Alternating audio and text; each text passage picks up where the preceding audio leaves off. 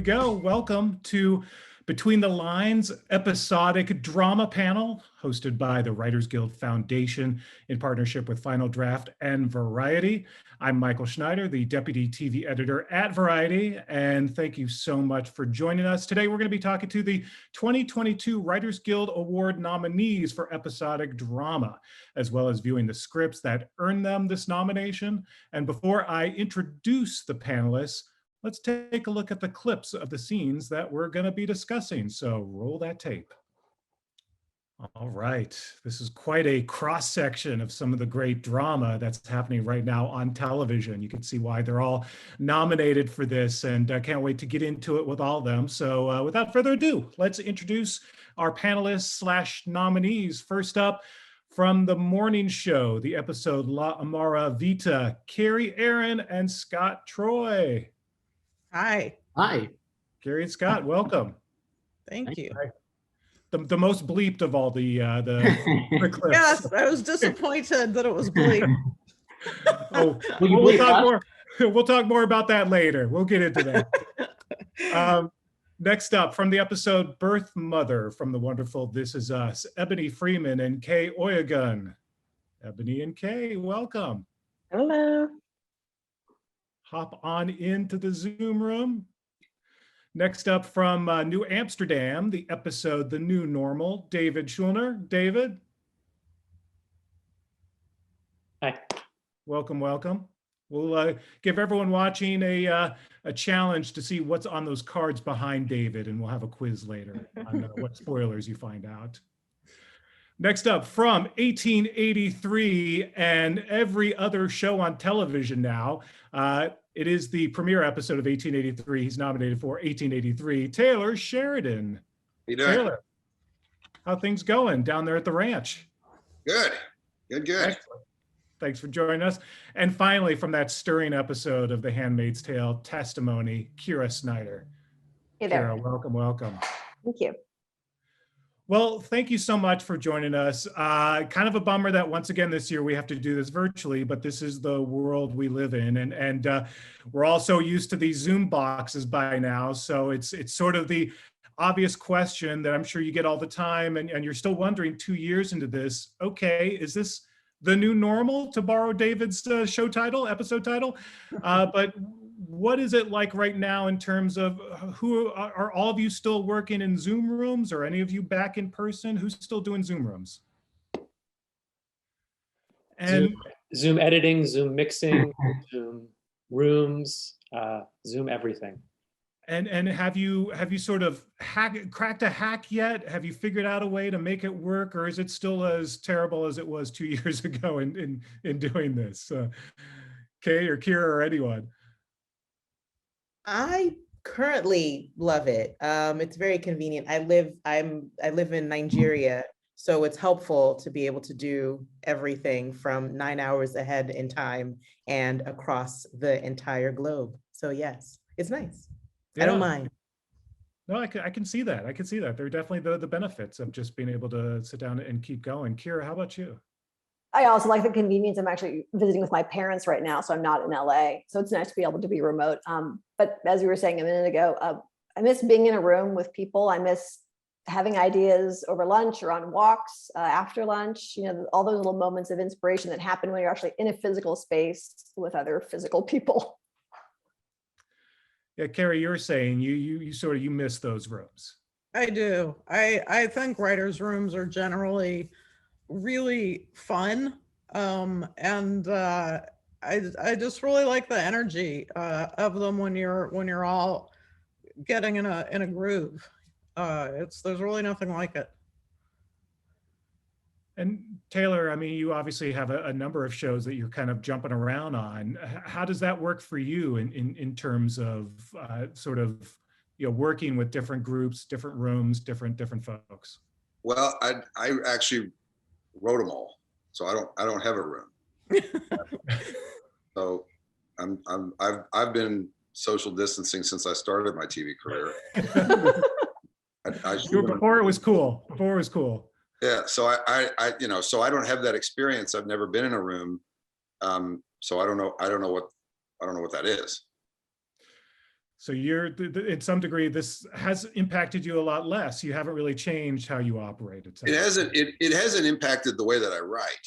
It particularly season 4 of Yellowstone. It impacted what I wrote, because obviously the challenge of bringing in guest stars. We were the first show back, or one of them, and so extras and crowds and anything like that. It restricted me to staying. Fortunately, we shoot that show on a ranch in the middle of nowhere. So we were able to get the entire crew and cast there. But the challenge for me as a writer was to still give it scope, but you can't really go anywhere. So it influenced what I wrote, but it didn't influence the way I wrote it. I'm curious about the rest of you, how it's influenced sort of the limitations of knowing what you could and couldn't shoot this past season, and how that maybe altered some of your storylines or some of the things you could and couldn't write. Yeah, so I think with, go ahead, please go ahead. oh, go ahead, Kira. I was going to say for so sorry for This is Zoom room. I know, exactly. Awkward moments, here they are. Yeah. This episode testimony was the first one we broke, and was written that I wrote during lockdown. So episodes 1 through 7 were written in a pre-COVID world. And so I imagine, like a lot of you, the show had to go through this massive kind of production reality rewrite for some of the things that Taylor was mentioning.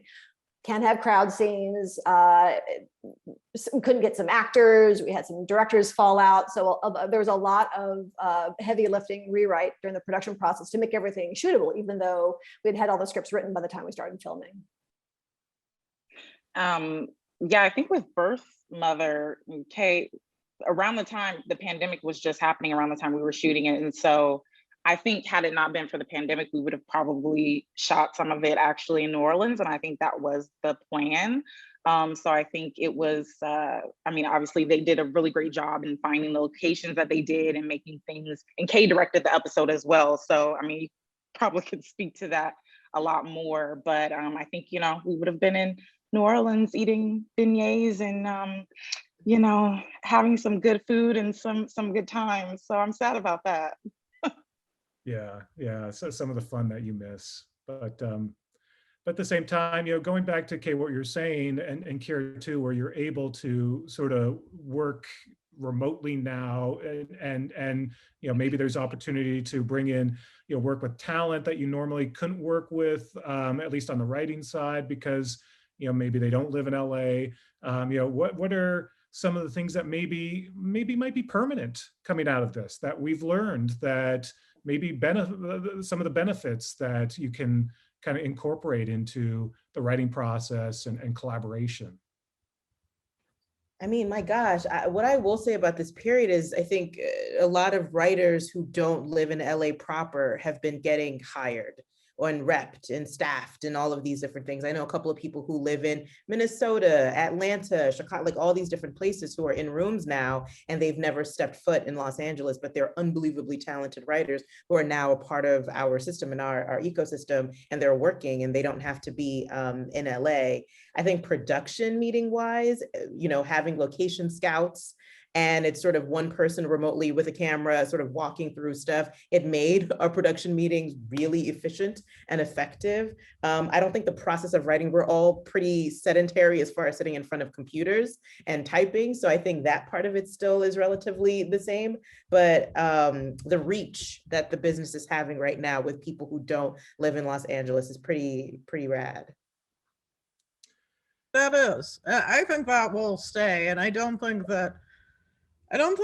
you'll go back to full-time rooms. I think you might do certain days. I think it is so convenient, and honestly, it's good for the environment for everyone to not be driving all over every day for no reason. But I do think there's key times when you need to really jump on an issue and you got to solve it. And I think that those times are really good, like when you're in person.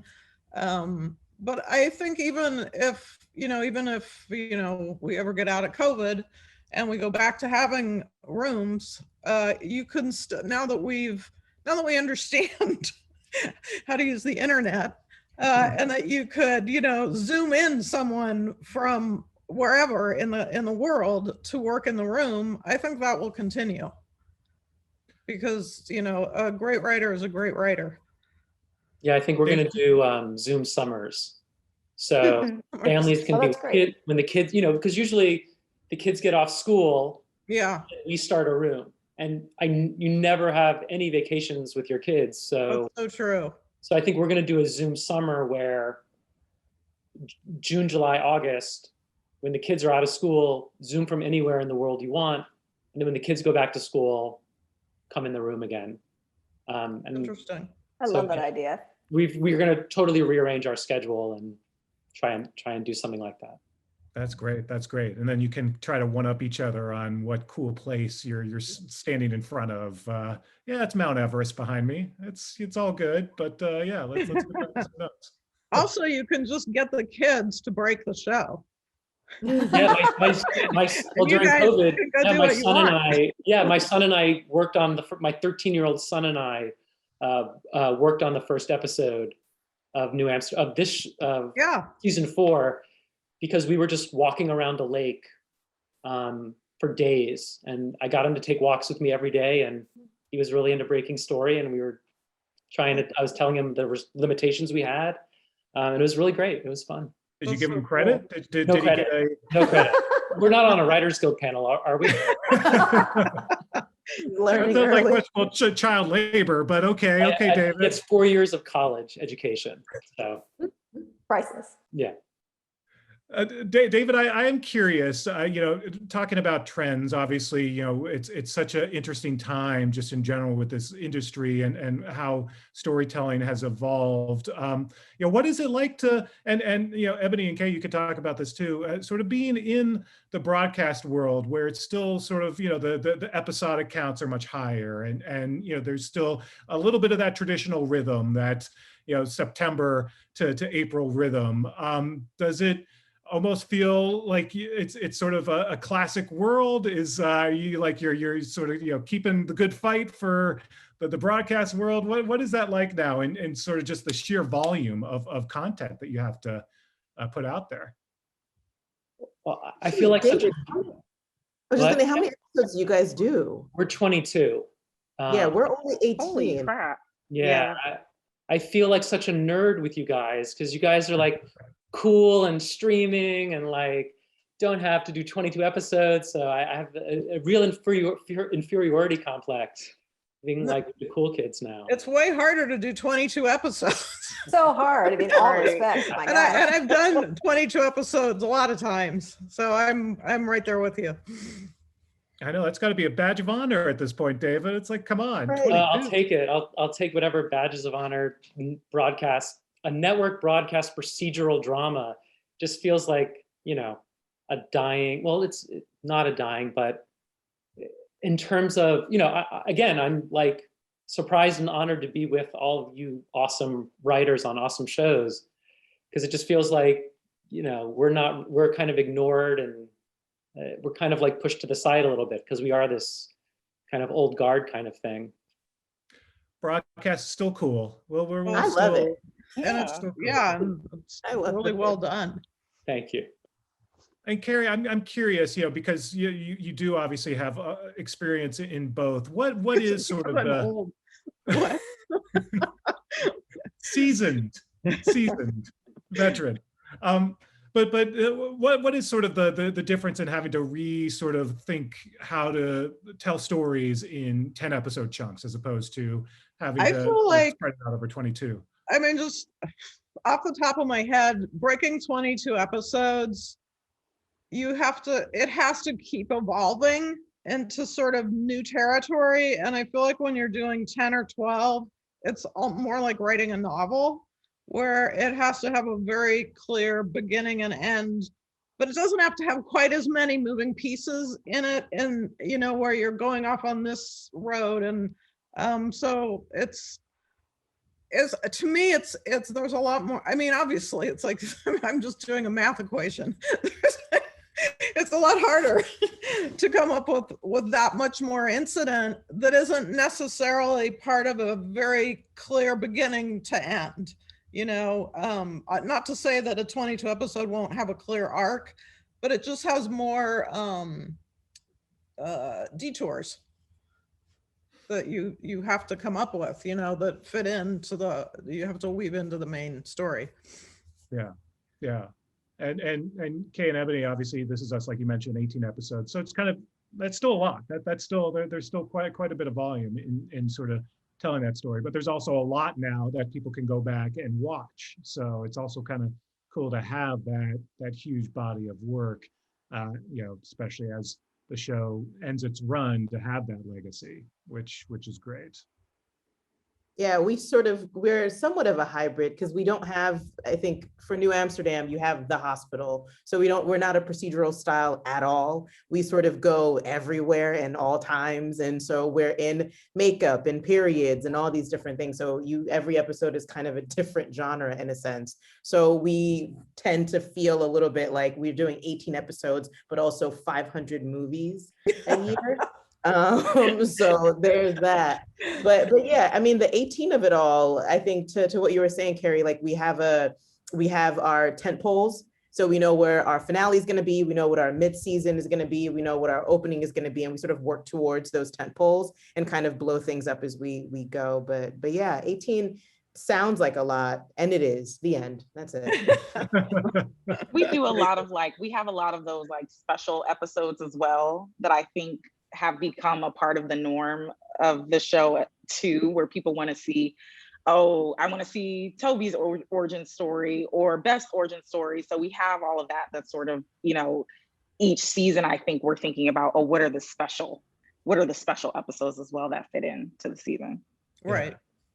Yeah, no, absolutely. Yeah, you have 3-4 shows in one, and we'll talk more about your script in a second, but I'm always as the show over the years has sort of figured out this sort of canon, to be able to make sure that all those pieces still fit as you're jumping around in time. It must be fascinating to do.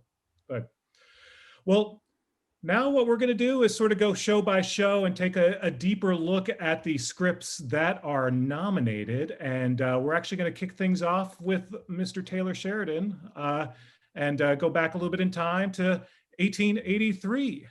So let's jump in. I know we're going to show a little bit of the script, but Taylor, why don't we kick things off? I know it's, people, I think everyone pretty much knows the origin story now in sort of expanding the Yellowstone world and the idea of doing a classic Western prequel to some degree, but kind of give me a little idea of the process in working backwards and sort of, coming up with this story that fits in in the Yellowstone pieces. I know it's something that you sort of have always had in your mind.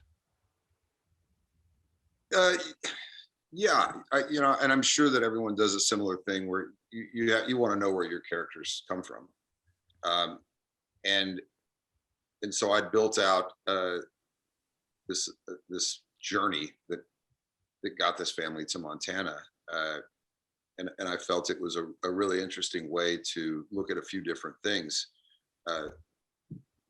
The Western as a genre has been,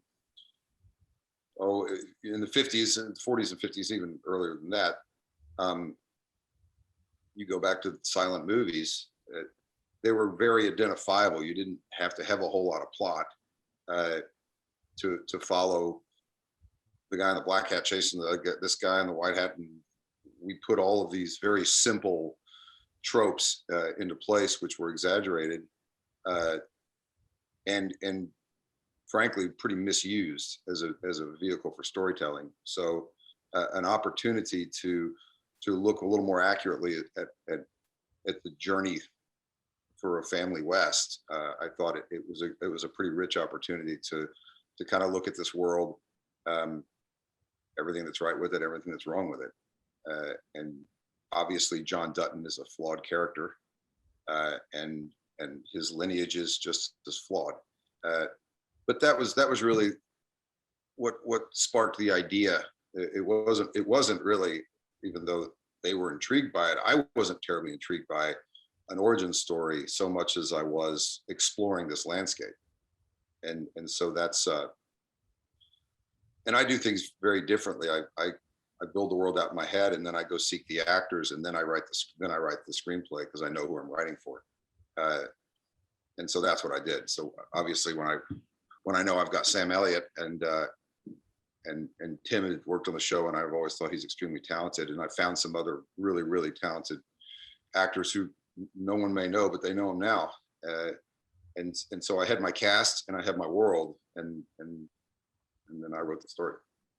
Yeah, I was going to ask you about how much you have sort of, Sam Elliott's voice, especially in your head, because it's so distinctive. And I love that line in the script that we saw. You'll make a man work for an answer, won't you? Like, I can hear Sam Elliott say that when I read that line. Yeah, and it's just, and everyone on this panel does the same thing. You just try to find interesting ways to say very common terms. What's the most interesting way to say hello? What's the most interesting way to say, why won't you answer me? So that's what that is. But yes, when you're writing for Sam Elliott, then it lets you, words kind of drip off the tongue, and you can write in a way that I wouldn't have written that way if it was someone else. Well, we're talking about, in this scene sort of does a lot of the heavy lifting in terms of laying out what the show is. To talk a little bit about that and sort of, finding a way to kind of just early on, here's the establishing scene. This is where we're going to lay out, okay, what are you watching? Here it is. It's just something I've always done as a storyteller, because I like really, really simple plots, so that I could focus much more on the experiences the characters are having. I've done it in my features. I've done it in everything where I find this one scene where it all comes together. I'm going to explain to you what it is, and then we're not going to talk about it anymore. And it's pretty simple. It gets the information out, and now we can go on the journey. Yeah. Is it almost, would you compare it to like the opening pages of a show Bible? Is this sort of, and since you're writing this yourself, I don't know, is the show Bible all in your head, or how do you sort of work off of your ideas? I approach television exactly the way I approach feature writing, and it's, I don't have a room. I don't do outlines. I come up with a story in my head and I write it down. There's not a lot. That's kind of all to it. Now, I write them all myself, but I have a lot of time typically before I go film them, because I'm generally directing the things too. So that methodology wouldn't work with the sole exception of, I'll have all of Yellowstone written before we start filming. I had all of Mayer written before we started filming. I had all of 1883 written before we started filming. So when you have that luxury of time, then one person can do it. With some other shows that we're doing now, we are building rooms because they're going to start production, and maybe we've got 4 scripts written, and there's just not the time. So you need to be able to rely on a collective of artists that can sit here and help you break story, and someone goes and writes this episode and someone goes and writes that one.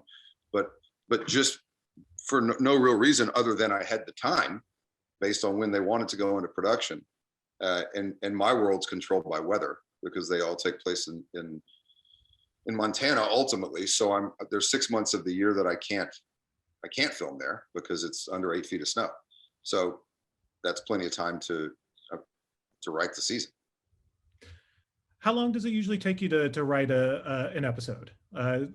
Especially this episode that we're talking about here, as you're sort of establishing it, did it take a little longer? And then once you sort of feel like you've nailed it, it's a much quicker process?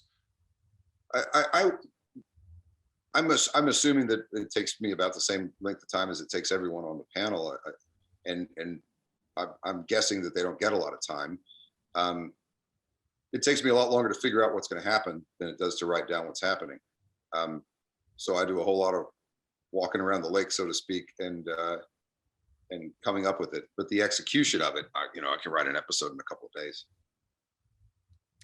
And when you're writing 1883, are you thinking about Yellowstone at the same time, or are you thinking of it as a completely different show, or how much are you thinking about, okay, this piece fits in here in the Yellowstone world, 140 years later? I wanted it to be its own thing, with obvious connections to the present. But no, it really, I wanted it to be able to stand alone. If no one ever saw Yellowstone, they don't need to understand this, and hopefully be entertained by it and moved by it. So there are connections, there's connective tissue to it, but it's very little. Yeah, I was going to ask you if you've heard from a lot of folks who've maybe watched 1883 who hadn't seen Yellowstone, or maybe now are going back and watching Yellowstone because they watched 1883 first. I mean, I haven't spoken to anybody. I've been in my house for 2 years when I'm not on set. So no, I haven't. I would assume that happens, that some people watch 1883 and then discover Yellowstone. I would think the reverse is probably truer, because Yellowstone's been on for 4 seasons. So people who like the show and want to kind of see how it all started, then they would be intrigued to come over. Yeah. Yeah, I only ask that because I know of several friends who sort of caught 1883 first and are watching it, and just now are going back to watch Yellowstone, which is fascinating. But it's sort of, the way people encounter TV now, it's all so different than it used to be. So that's the truth. Anything else, like when you think about this first episode and setting up the show, that you're particularly proud of, or you love people to sort of, as they're looking at the script, to sort of notice that something that you did in the script that you thought, well, yeah, I'm really proud of that. There's some narrative structure with this that is unique. I think it's unique. Maybe it's not that unique, but I rely on voiceover a tremendous amount in this, which is something that you don't see a lot of in TV, and I've enjoyed playing with that reflection upon what we've witnessed or what we're going to witness, and really getting inside a character's mind and in this instance her spirit, and getting to know her. So I've enjoyed doing that. I haven't done it before, and I don't know that I'll do it again. But I found that a very interesting way to give insight into a character that you can't without that soliloquy, so to speak. Yeah, especially as a character that you sort of find at the very beginning what happens to them, and then you hear their voice. Yep. So. All right, well, thanks, Taylor. I think now we're going to move on to This Is Us, Eboni and Kay, heading to your episode. A really nice emotional episode for Sterling K. Brown. Calling up that script now. But kind of introduce it for folks. Eboni and Kay, talk a little bit about this episode. Eb, go for it. Okay. I was looking for your box to see which one of us is going to speak. Yeah, I think this episode is pretty much the culmination of Randall's sort of core issue that his sort of core arc that we've been following since season 1, which is his identity issues, the fact that he doesn't know who his birth parents are, essentially. He's obviously knows his birth father, but, because he met him later on in life and he passed away, he didn't have much time with him. And then I think with this episode, at the very beginning of the season, it was exciting because all we've known of Randall's mother, of Laurel, is that she died when he was born. And Dan Fogelman at the beginning of the season, he goes, he tells us what basically is on his brain, that actually, no, Laurel survived, and we're actually going to go into her origin story. And I think it was really exciting because it almost, like Kay said, sometimes some of the stuff that we write, it feels like we're writing little movies or like a pilot. And I think with this episode, it was very much felt that way because we were creating a whole new world. It was a whole different characters and everything that all from scratch, and really anchored in obviously what we're seeing in the present with Randall as he goes back to sort of get the story on his mother. So I don't know, did I do a good job, Kay? Does it? Yeah. I mean, what I like about, you know, what we saw in the clip and what we see here at the early part of this script is, you know, it's the dialogue is limited. It's all about sort of, you know, Randall, about Sterling K. Brown's character. You know, a lot of the heavy lifting is just, you know, how he's going to move and as he walks into that water, and then the idea of him hearing his mother's voice. So there's a lot there to sort of convey in these directions. You know, talk a little bit about that.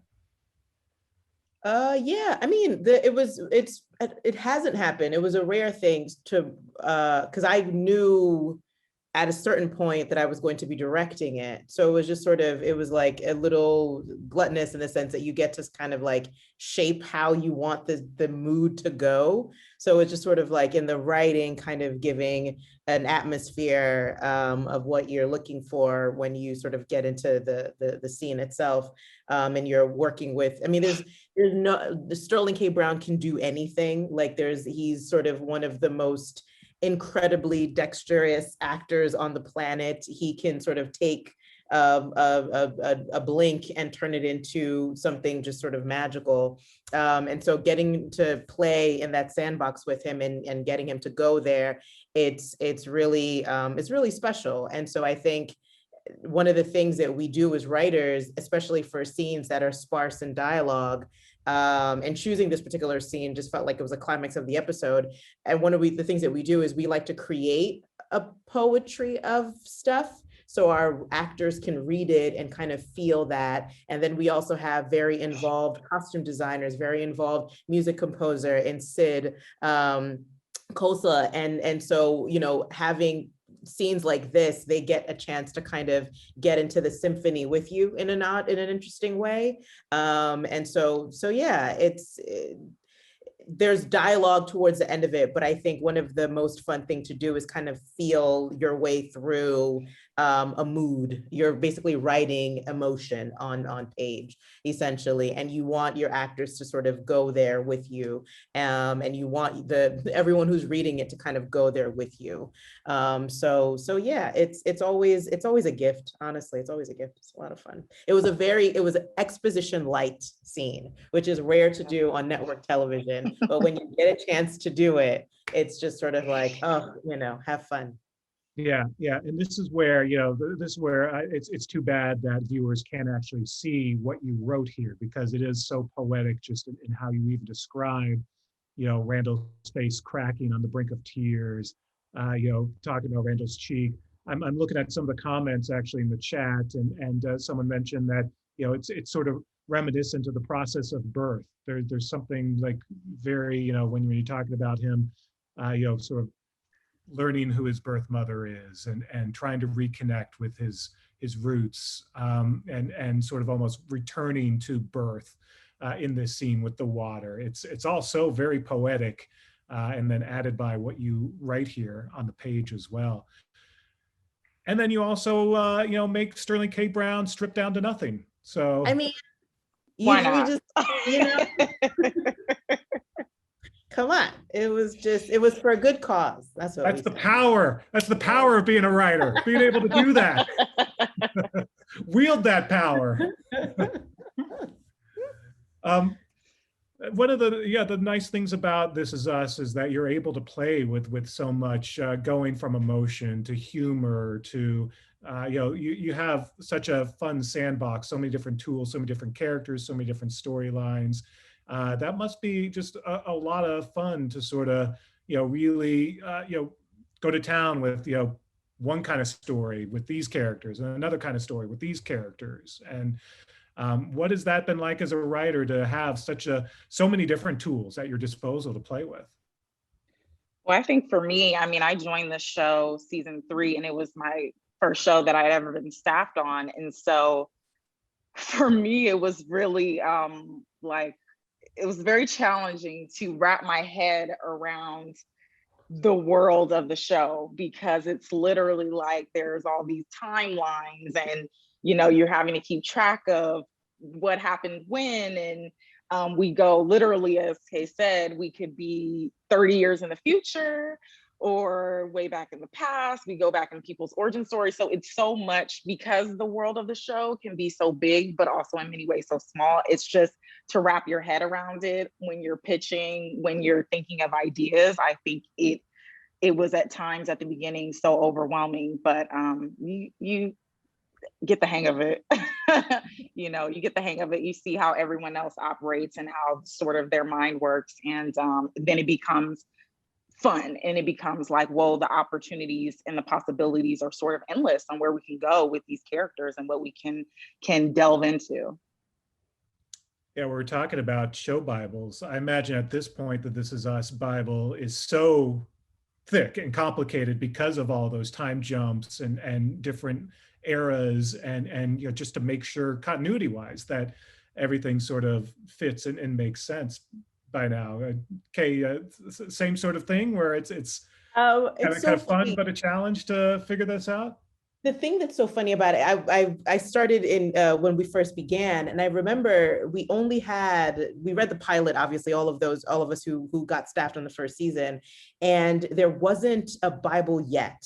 It was really sort of in our staffing meetings. I remember Dan was just sort of like, "What's episode 2?" Like he just sort of like, I think he had a sense of what it was, but I think he was like trying to like trap us, just to see what we were going to say. Like that was his like, where's your head at as far as the show, is. And I remember I was particularly like, I'd been going through some stuff in my family, and I was like, I said something along the lines of like, it's sort of like a tapestry where you lay it all out and any moment is significant. And I feel like, but then when we started the room, Dan had written out every single year from 1980, when the kids are born, up until present day, on these big note cards all around the room. So every year that something, like we hadn't even sort of done anything yet, but every single year of what was happening with the family. And so all the writers who were staff, we just sort of walked around the room and just read essentially the history of the characters in this way. And that was sort of like our beginnings of what the Bible of the show was going to be.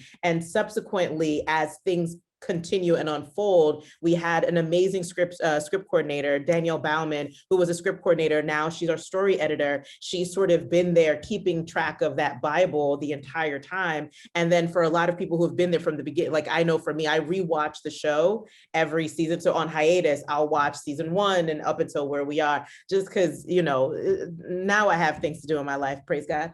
But it's just, there are things, there was just sort of like, you just want to kind of be current with what you're going to pitch and talk about and all that stuff. But it really is, you're not wrong, it's thick. We don't reference it as much because I think now it's kind of, like it's a little bit embedded in us, like we remember stuff. I think so.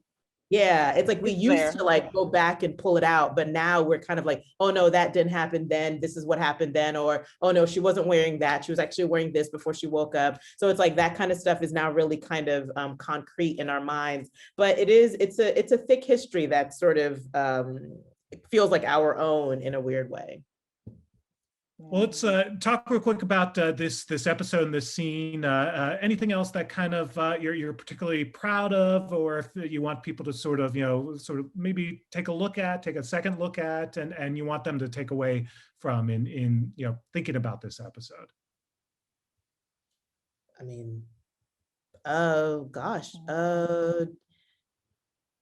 Watch it again. Watch us on February 22nd. Eboni wrote the episode with Reggie Watson. I'm like, this is like a plug as opposed to the scene. But no, it's where gosh, I'll always say for people, I think right from the position of caring about your characters and what's happening. And I think if you feel it, the audience is going to feel it, the reader's going to feel it. And I think for this episode and these scenes, I think Eboni and I both just felt very emotionally connected to what we were doing, that we were just grateful that it translated. Yeah, and it was, I mean, this process, I always remember the process of breaking a story, because it was literally 4 of us in a room together. It was me, Kay, and it was Vera Herbert, and it was Julia Brownell. And like I said, it was like this whole new world that we were sort of starting from scratch, and it was a lot of fun. And it's an incredibly sad episode in so many ways, but we had the most fun. It was like the most fun I've had breaking an episode. Yeah. And so that was awesome. So yeah, we were all very connected to it. What is it, since this is such the scene that we saw is such a Randall heavy scene, what is sort of your relationship like in working with Sterling, for example, or with the actors, in terms of, by now the show's been on for a while, you know their voices, you know what they're capable of doing, you know how to write for them. What's sort of the give and take like as writer and performer in doing especially special scenes like this? Gosh, it's I mean, we have an amazing cast. And I think that's one of the great things about every single person on this. When you have, Jennifer Aniston, or, you have Elizabeth Moss, you're just sort of like, oh, I'm a kid in a candy store. I get to sort of give these unbelievable actors stuff to kind of play around with. And I think that's sort of what we get to do with Milo and Mandy and Sterling and, Sully and Susan. And so it's just, you can't go wrong, frankly. You know what I mean? I think at this point, we've lived with their characters for so long. We know their voices. We bring elements of them into the stories. We bring elements of ourselves into the stories. And so we just sort of, I do a lot of Sterling episodes, so it's always fun to sort of be in his wheelhouse. But it's just, they're great. They're great. Yeah. Well, excellent. Well, speaking of Jen Aniston, how about this for a transition? Let's move on now to the morning show, Kerry and Scott. So this is a big episode where Jennifer Aniston's character flies all the way to Italy and sort of rails. Well, we're bringing up the script now, but yeah, rails into Mitch in terms of you got to come back and explain away this situation, and a lot of F-bombs. But Kerry and Scott, why don't you set this up for everyone? I mean, first of all, that's how I talk when I'm mad. So to me, it's not a lot of F-bombs. But Scott, do you want to talk first? What are we talking about? Yeah, what is the question? Set up the scene for people who haven't seen the episode. This is a pivotal one where Alex flies all the way to try to get Mitch to lie basically that they haven't slept together in order to save face.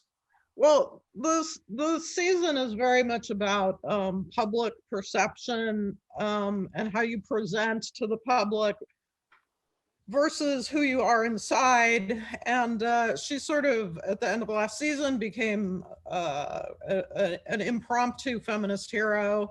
And so now she's sort of trying to walk in those shoes, but not really feeling like she earned them. And she knows that she also slept with Mitch consensually. So she's afraid that's going to come out, that she's going to have to get asked about that. And she's unraveling. She's so inside her head about how she's going to be perceived.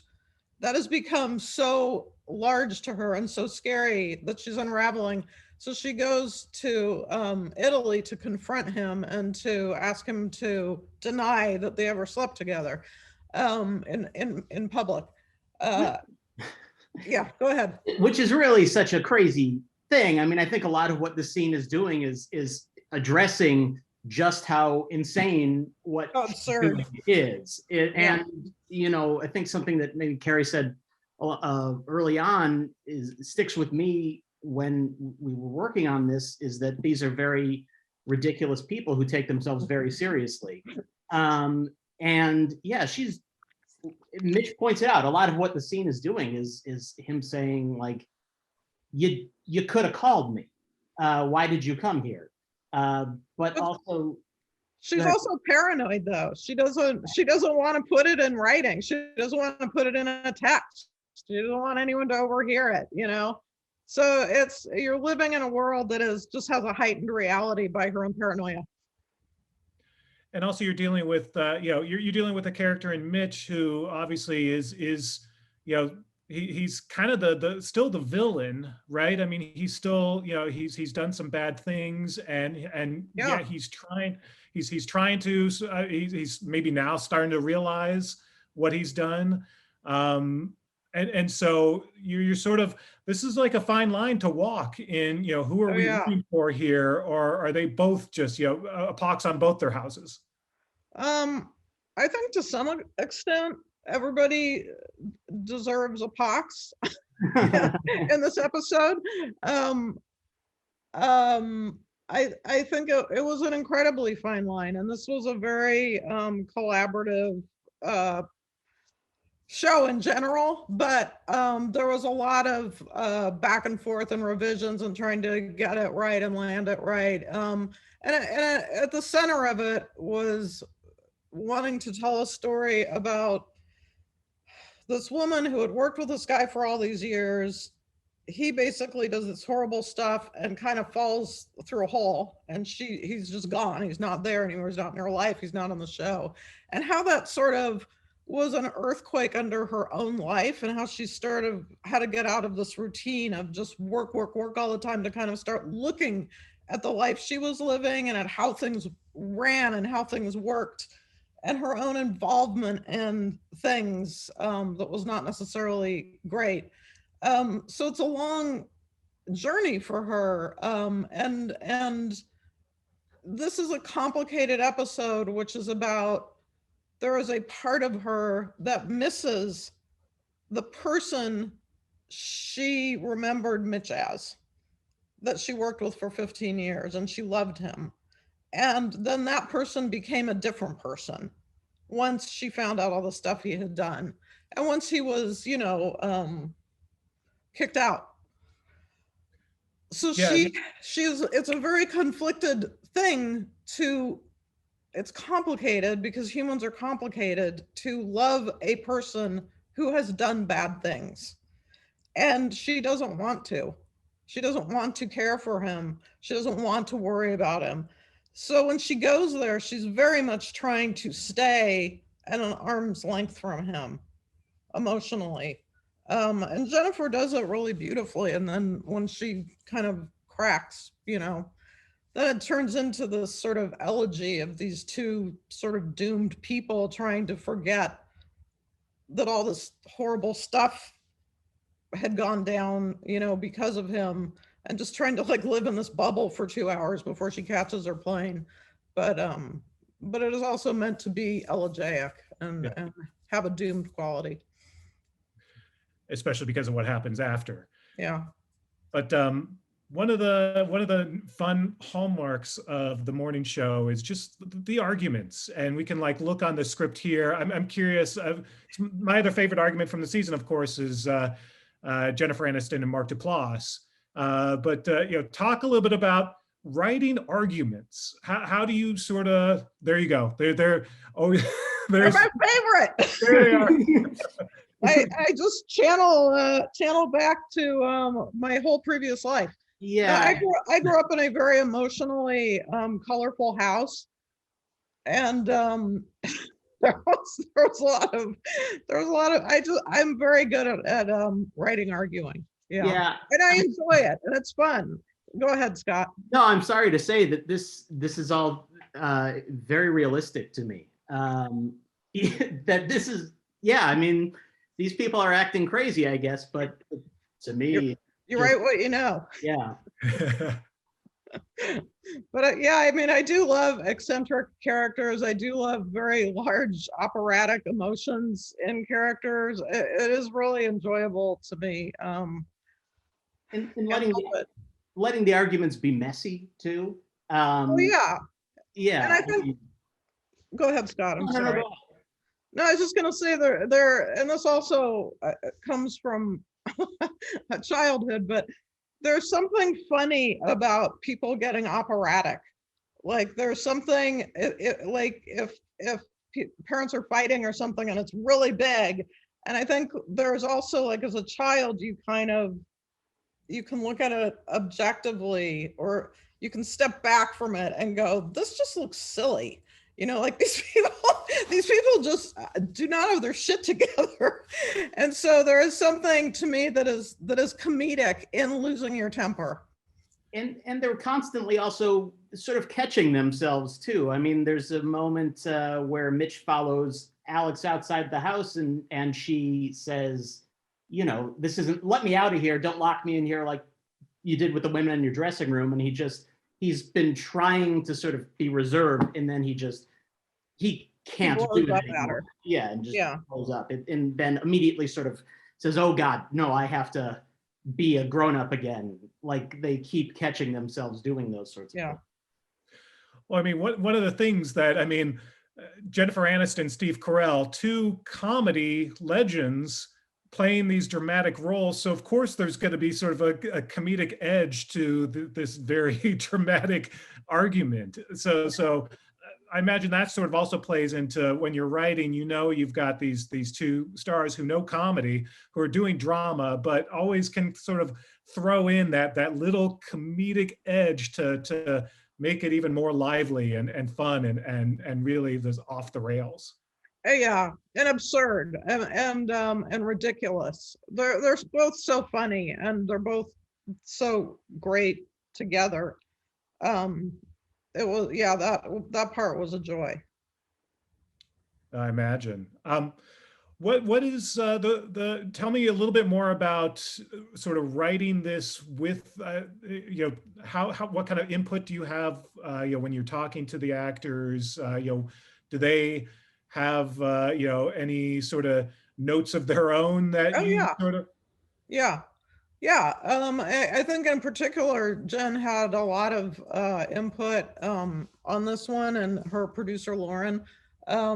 We were reworking it through the whole shoot. Like we were, not huge reworking, but, adjusting a scene, adjusting a speech, things like that. That was pretty normal. You actually shot this in Italy, or? No, we shot it in Pasadena. Oh, Pasadena. That is not Italy. No. Italy West. Nice, but it is not Italy. Well done. Yeah, Nelson Coates did an amazing job, and Mimi Leader really did a great job. Legend. Yeah. Tell me more about sort of this moment, especially that section of the season where you had the two of them in Italy. What you're sort of either proud of, or what you sort of remember in cracking that portion of the story, sort of resolving the Alex and Mitch of it all. I was proud. I was proud that we got it done. First of all, because it was a little bit of a production emergency where we had to split up 2 episodes that were originally together, went with Reese and Jen, and we had to split them up so we could film them at the same time for budget reasons.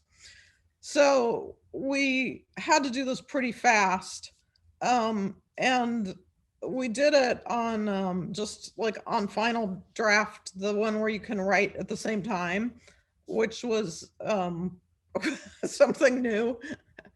And it was fun. It was like one of those things, you have to get it really fast. It was a scary subject to get right. So there was a lot of, there's a lot of anxiety around it. And I feel like we got to a decent place. But I'm really proud of the sort of Jen's, like her performance and Steve's and the closure, that the horrible predicament that Alex was in toward the end, and she had to leave for her own survival. She had to leave, and I think that was just very painful. That whole thing was very painful to watch. And I just thought it turned out really great. Yeah, yeah, no, absolutely, absolutely. Well, Scott, congrats. did you have anything? I feel like I did all the talking.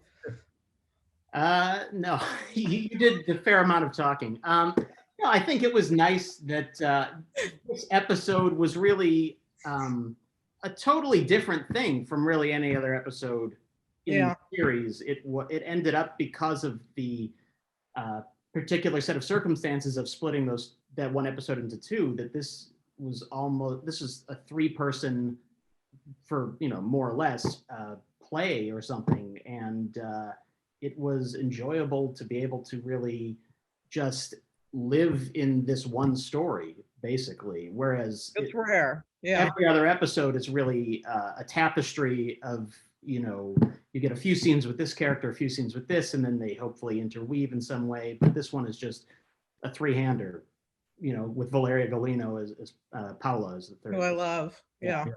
Yeah, she's fantastic as well. Yeah, it almost felt like we took that journey with Alex to Italy and escaped the crazy stuff going on back at home for a moment as COVID was starting to rear its ugly head as well. And that's a whole other story. But well, congrats, gang. We got to move on now to David and New Amsterdam.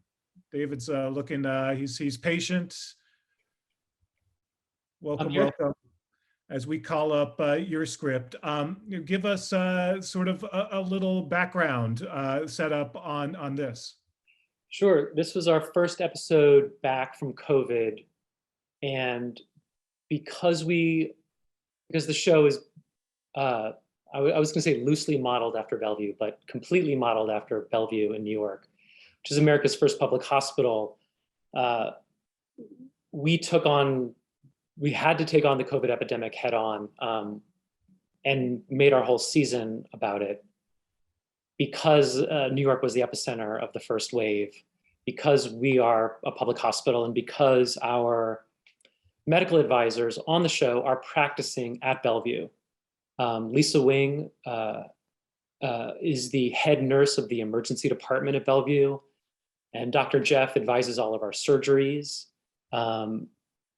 And so we felt like we had to honor them and pay tribute to them and not shy away from the horror that they were going through in real time. So this was our first episode back, and the show begins with a almost 6-minute wordless montage tracing the first wave of the pandemic. And then, like most of us, we tried to move, like, what else is going on outside of the pandemic? So we chose to address mental health and the stigma of mental illness through a commercial airline pilot who is bipolar and has been hiding his diagnosis out of shame and fear of retribution from his employer.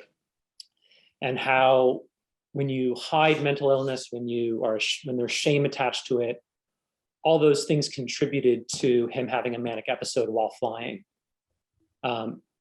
Had he been able to be open to his employer, had there not been stigma and shame surrounding mental illness, those events would have never transpired, and he would have never had a manic episode while flying. But because our health system is what it is, and because of the shame and stigma surrounding mental illness, it actually contributed to that unfortunate incident. So talk about balancing, tackling a number of important subjects at the same time in sort of, introducing the mental health storyline at the same time, when you are also, having to really set the stage for, okay, how are we going to cover COVID, and how is COVID going to be a part of everything that we do?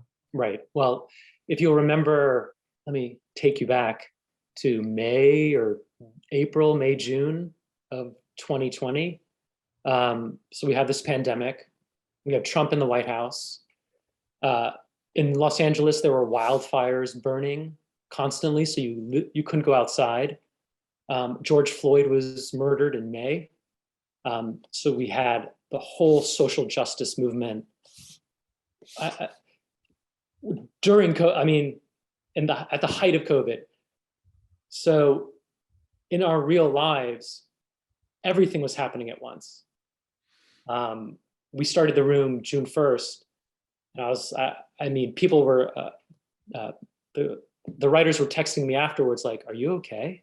Like, are we okay to write this shit?" Like, I was barely functional. And I think writing season 3 helped me maintain my sanity and optimism. Barely, I say optimism hyperbolically, but I think it helped all of us kind of figure out our place in this new world. So we wanted the show to reflect that. Yeah, and early on when you were writing, you probably didn't know, okay, when are we actually going to get back up for production? What are we going to be able to do? How can we write this? And, did things have to change at some point? Like, how much did you have to alter that script? Well, so we filmed our hospital sets, are Bellevue Hospital and Kings County Hospital in Brooklyn. And as we were filming, the first COVID cases in America were coming in to the hospitals we were filming in. And I remember at one point, some doctors got into an elevator with our crew members and said, "Well, I can't believe you guys are still here because our COVID ward is filling up." And once that got back to me, we immediately shut down the next day. We were one of the first shows to shut down because we were filming in actual hospitals. So we couldn't film this. So we had to build our sets for the first time. So we had to buy a new soundstage. We had to build all our sets because we couldn't film in the hospitals anymore. So we didn't start season 3 we didn't start filming until October because we had to build for 4 months. And at that point, the thought about COVID had evolved. Our understanding of COVID and how people are reacting to COVID had also changed. So Yeah. I'm sure that sort of impacted, okay, well, now we know this, so we need to change this. Yeah, we were constantly, we, in the opening montage, it ends with our doctors getting a vaccine. We wrote that and filmed it before there was a vaccine available to anyone. But we were hoping, and based on the evidence, that there would be a vaccine in a couple months or 4 months. So we wrote it, shot it, and did not put it in the actual cut until the last minute, until it was a reality that medical professionals got the vaccine finally. So we were both ahead of everything and in many cases behind everything at the same time. I mean, that's like everyone. That's like everyone just sort of holding on for dear life.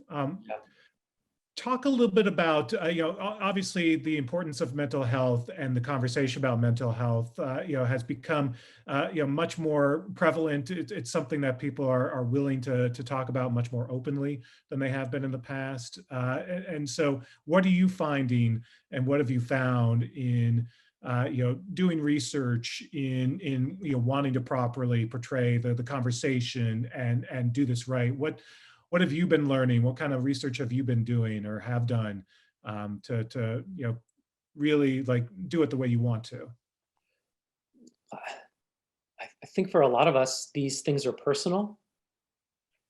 So there's people in my family who are bipolar, autistic, not neurotypical, all these things are a part of our lives.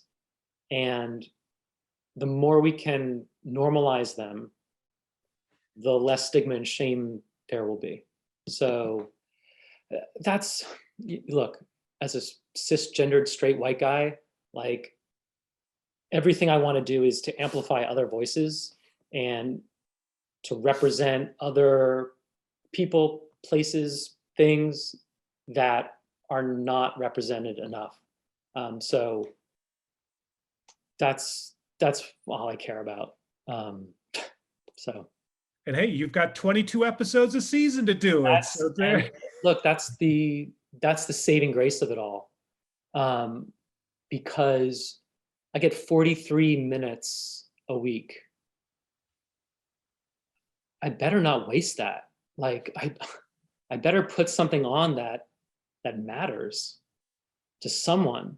Otherwise, I'm just spinning my wheels, and we all have families and better things to do. So and as a player, I started as a playwright, and I was always a Clifford Odets, Arthur Miller, Ibsen, like the issue playwrights that were never really cool. Like that was my jam.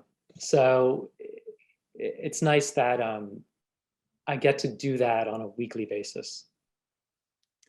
Well, cool. Well, congrats, David. And finally, we're going to move on. Can I take umbrage with something though? Yeah. Okay. So can you scroll down to the script at the very end? Yeah. Okay. So the clip was about like the psychiatrist, like talking about mental illness and shame and stigma, and why this is contributing to mental, all this terrible stuff. And he says, so no more hiding. And then you cut the clip, but if you read the script, he says, "So sorry, Max, what did you want?" And Max says, "We need to hide your patient," because NHIS is looking to interview the pilot to figure out what happened. So the clip was very serious and earnest, but in the script form and what aired, you have to undercut it. You can't just be on your soapbox. You gotta take the piss out of it and give it we missed the money shot there. Yeah, exactly. So now we can move on. Okay, sounds good. Thanks, David. Thanks. Finally, Kira, you still there? I'm still here. Saving you for the end, but last but not least, of course, such a pivotal moment for this entire series. So set this up for us. It's all roads lead to this moment on The Handmaid's Tale. Of course, firstly, I want to say it's been such a privilege to look at all these scripts and listen to all these writers talk about the process in these pages. This snippet is like half the page. It is not nearly the poetry of Kay and Eboni's or all these other beautiful scripts. It's June's testimony. So it is the centerpiece of the episode. She is delivering what's called a victim statement to the International Criminal Court. And it's kind of a recap of the show up to this point, if you look at it this way.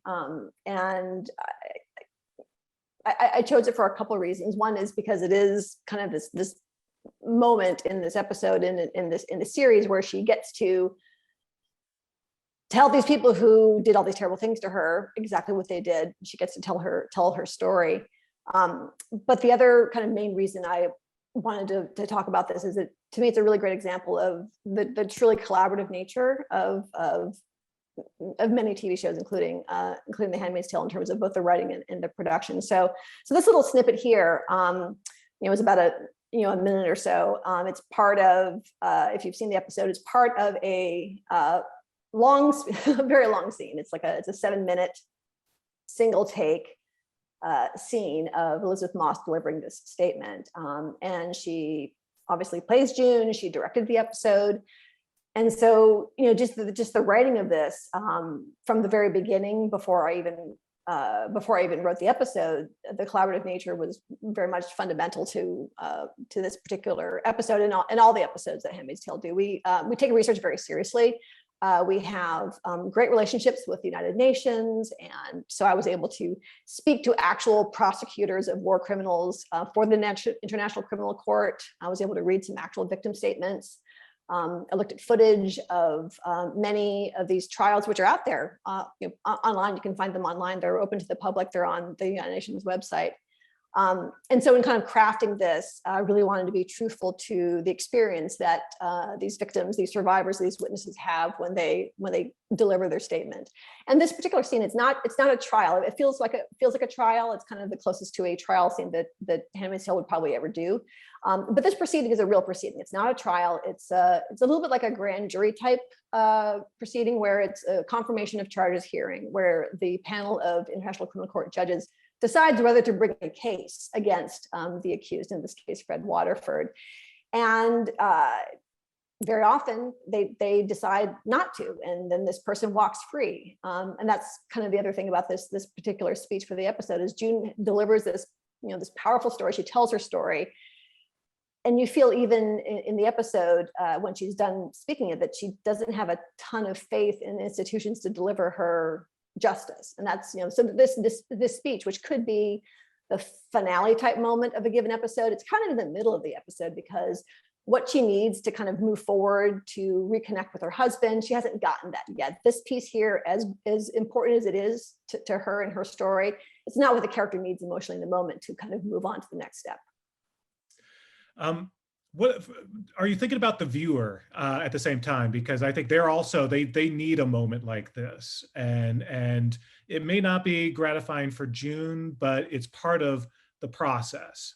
And then of course, we know what happens to Fred later on, but at least in this moment, like when you're watching it, you feel she's finally been able to, like, her voice has finally been able to be heard. And so that's something. So as a viewer, you're finally like, there's a sense of a little bit of relief that at least this is now on record. Absolutely. So what are you thinking about when you think about what viewers are sort of anticipating or looking for, and how much does that play into what you're writing? Yeah, so it absolutely, because it is, the fourth season of the show, and she has been through so much.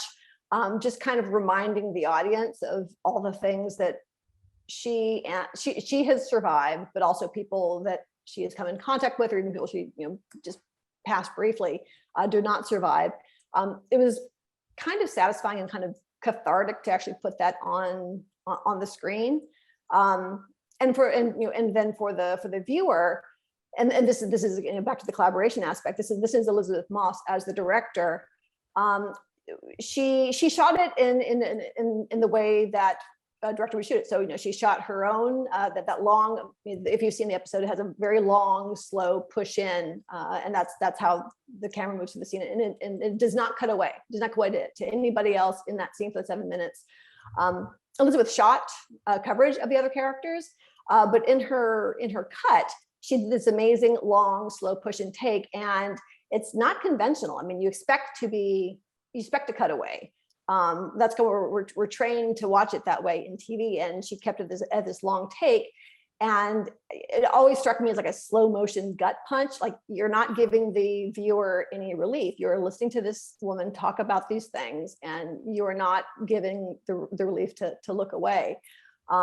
It was very cathartic. I mean, some of the things that David was saying a minute ago about working on his episode when he was working on it very much resonated with me and with the Handmaid staff, because we were working on this episode and the ones to follow in that same time frame. April, March, April, May, June of 2020, and that was a rough time for a lot of people for a lot of different reasons. And to be able to kind of tell this story, the unheard story, and also later in the episode and throughout the episode, and in the ones that follow, let her be angry, let her be rageful, because we were super angry in that same time frame for all the reasons that David was mentioning.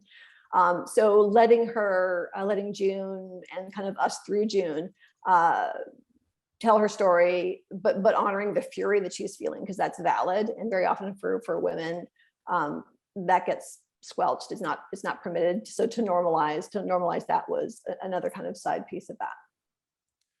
And talk about working with Elizabeth. You mentioned, I mean, she's obviously an executive producer, so she directed this, star. So what is sort of that give and take like, and that relationship like in working with her on something especially as major as this scene?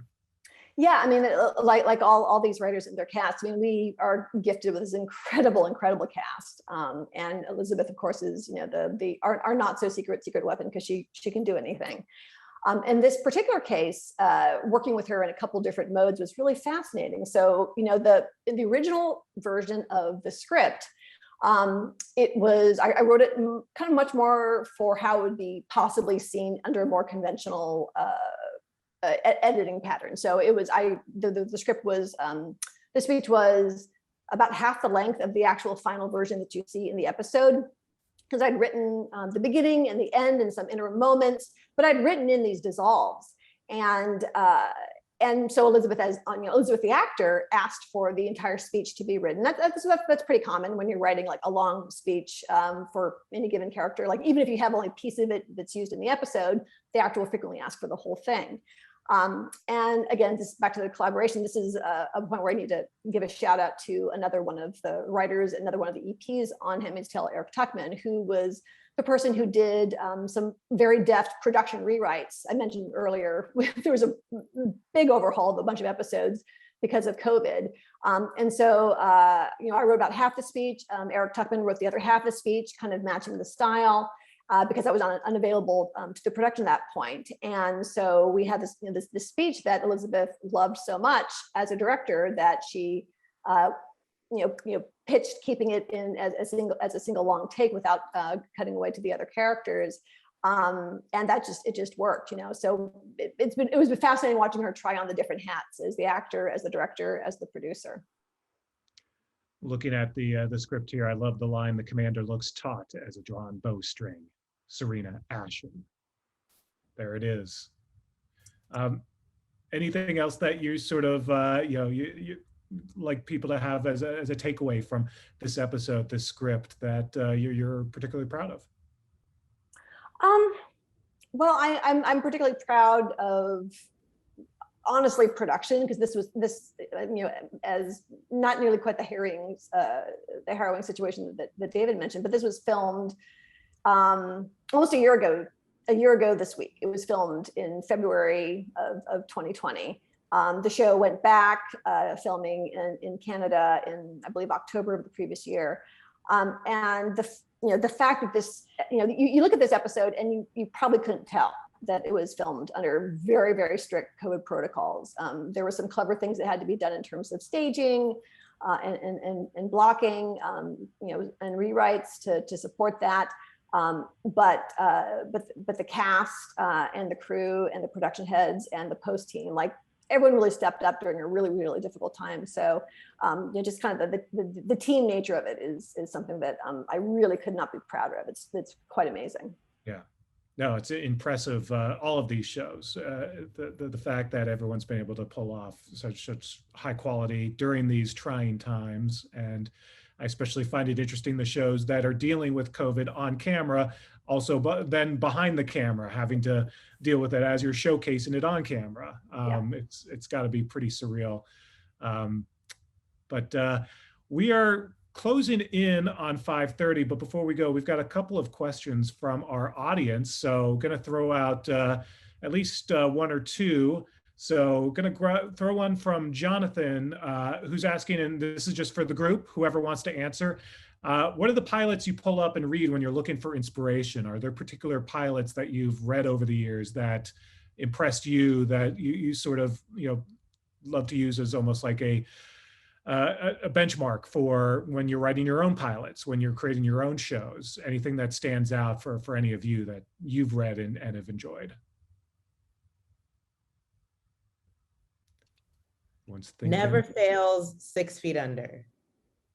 I read it like at least twice a year. It's pretty consistent in my reading. And again, it's one of those scripts that's not only beautiful, but it's also a mood. Like it gets you, it gets you in the headspace to write whatever it is that you're writing, for me. Yeah, it's beautiful. David Shore's pilot for House is pretty great. And sort of combined with that question, what are you watching right now that's moving you? And to expand on that, what show are you watching that you're pissed off that you weren't a part of or didn't write yourself? Ozark. Hello. Ruth, come on. Ozark is a little too stressful for me. I watch it, but I gotta parse it out. I am loving Yellow Jackets. I would have loved to write on Yellow Jackets. It's really great. Yellow Jackets is great. It's like high school girls in a plane crash. It's great. I think The Great is so special, like just a rare jewel of a show. That's the show I watch. I'm in awe and of the acting and the writing, and I just love being in that world and the freedom with which the writing takes. It's so expansive. It's fantastic. How about you, Kira? Do you have one? For sheer fun, I am really enjoying Peacemaker on HBO Max. I'm a big fan of the animated Harley Quinn TV show, which again is kind of the same kind of spirit. But it's a lot of fun. It has a lot of heart. It's like just the tiniest bit self-aware, but it's something I look forward to watching every week.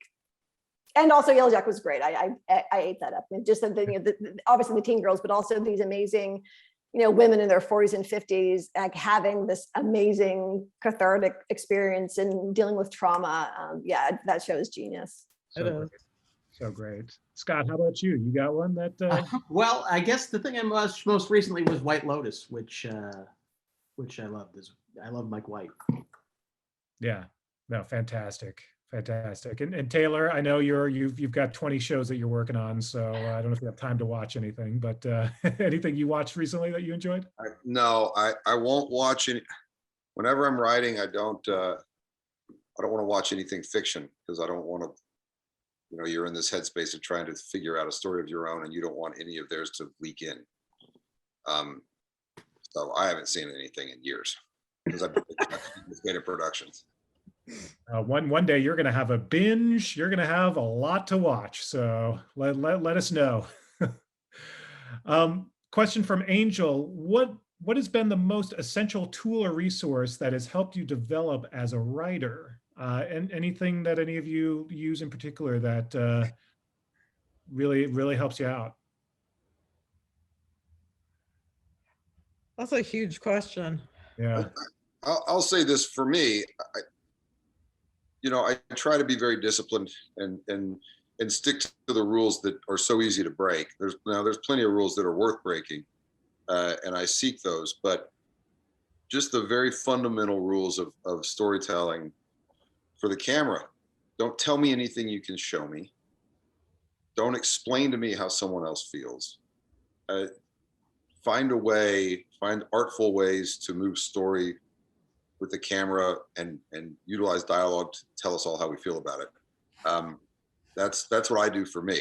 And if I find myself writing half a page to justify this great line I think I've written, I get rid of the great line, and then I don't have to have the half a page to justify it. So, kill your darlings, which many a writer has said is an essential tool as well. Well, there you go. I think we ended on the masterclass from Taylor Sheridan, everyone. And I say thank you all. Congratulations on your scripts, on your nomination at the WGA this year. Best of luck to all of you. And thanks a lot for stopping by here at the Writers Guild Foundation. Again, I'm Michael Schneider from Variety. Thank you, Michael. Thank you so much for our Thank panelists. you. Thank you very much. Thanks for running. Bye.